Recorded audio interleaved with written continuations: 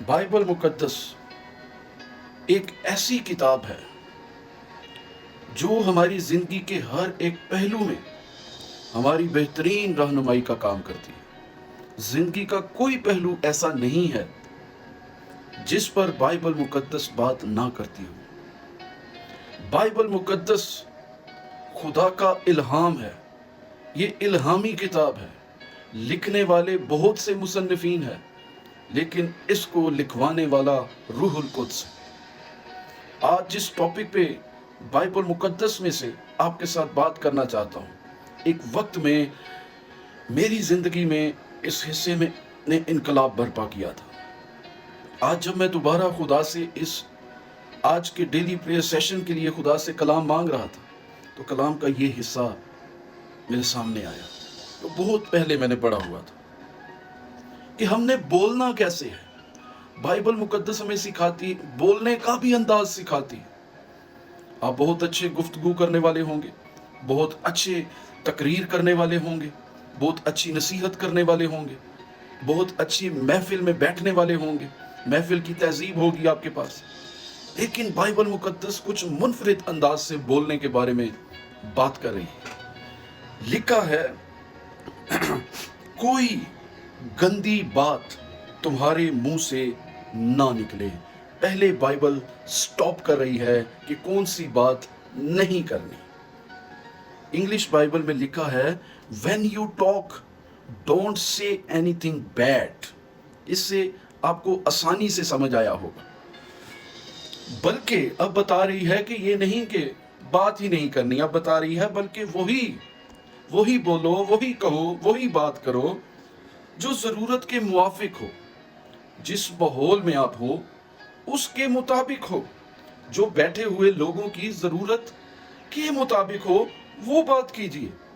और अगली बात कर रहा है और तरक्की के लिए अच्छी हो कि जो आप बात करेंगे इससे सुनने वाले की तरक्की हो, उसमें बेहतरी आए, वो बात करे, ना मुनासिब ना हो, गैर मौजू ना हो, मौजू से हट कर ना हो, बल्कि वही जो दूसरे की तरक्की का बाइस हो। अगर आप ऐसा करेंगे तो लिखा है ताकि उससे सुनने वालों पर फजल हो। आपको सुनने वालों पर खुदा का फजल होगा, फिर आपके सुनने वालों पर खुदा की तरफ से बरकत आएगी। यहाँ इंग्लिश में लिखा है what you say will be a blessing to those who hear you. फिर आप जो कुछ कहते हैं वो आपको सुनने वालों के लिए बरकत का बाइस होगा। मेरे अजीजों, बाइबल मुकद्दस के इस तरीके के मुताबिक बोलना शुरू कीजिए। मैं तो कहूंगा आपके अल्फाजों में खुदा का कलाम ही हो तो वो किस कदर दूसरों के लिए बाइस बरकत होगा। आपको मालूम होना चाहिए कि यहाँ पर कलाम का ये हिस्सा इसकी ज़रूरत है। आपको मालूम होना चाहिए कि आज इसे कलाम के इस हिस्से की ज़रूरत है, इससे इसकी तरक्की होगी। अगर आप इन दो पहलुओं पर गुफ्तगू करेंगे तो खुदा का फजल उस पर इस तौर पे आएगा कि मैं कहता हूँ उस पर रूहुल कुद्स नाजिल हो जाएगा, खुदा ताला का साया हो जाएगा और वो जिंदगी बदल जाएगी। हालेलुया। मैं एक छोटी सी गवाही के साथ आपके ईमान को बढ़ाना चाहता हूँ। दो हस्बैंड वाइफ थे जो बहुत लड़ते थे। उन्होंने अपने मुकामी पास्टर को अपने घर बुलाया।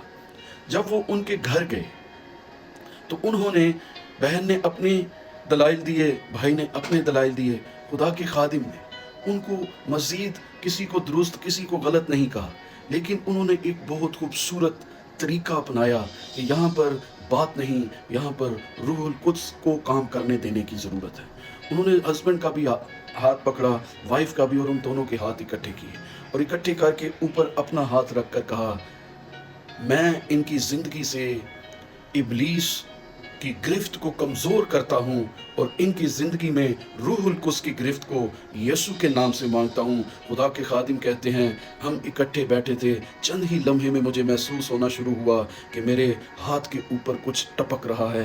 कहते हैं, मैंने देखा कि वो हस्बैंड वाइफ रोना शुरू हो गए, उनके आंसू मेरे हाथों पर गिर रहे थे और उनकी जिंदगी में से इब्लीस की गिरफ्त कमजोर हो गई और रूहुल कुद्स की गिरफ्त मजबूत हो गई। हत्ता कि वो हस्बैंड वाइफ ने मुझे इसलिए बुलाया था कि वो उनका अगला स्टेप था, हम तलाक लेना चाहते हैं, लेकिन रूहुल कुद्स ने ऐसा काम किया कि उनके तलाक के ख्यालात बदल कर उन्होंने एक दफ़ा फिर से साथ में रहने का फैसला कर लिया। कहना ये चाहता हूँ कि माहौल, ज़रूरत ये थी, तरक्की के लिए अच्छा फैसला ये था कि वहाँ पर बहस मुबासा नहीं बल्कि खुदा के रूह को मौका दिया जाए और उनकी ज़िंदगी बदल गई। बोलना बहुत अहम है, बोलना बहुत अहम है, इसलिए आज से अपने बोलने के अंदाज पर गौर करके खुदा के कलाम के इस हिस्से के मुताबिक फैसला लीजिए। हालेलुया।